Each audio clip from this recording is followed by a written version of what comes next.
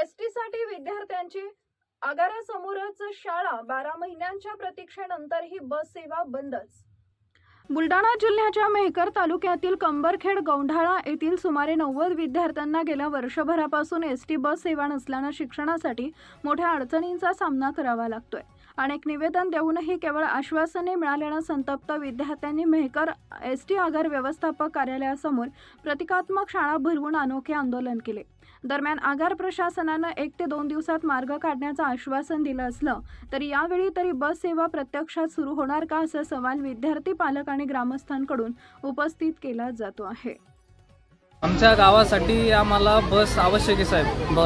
आमच्या गावात 50 विद्यार्थिनी आणि 40 मुले, एकूण 90 मुलं आहेत आमच्याकडे।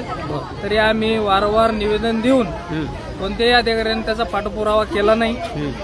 आम्ही याला भेटतो त्याला भेटतो तरी आमचं काम कोणतंच मार्गत्वास लागत नाही। जर आमचे काम झालं नाही तर आम्ही लोकशाहीच्या मार्गदर्शनाखाली आम्ही तीव्र आंदोलनाचा इशारा देऊ इच्छितो।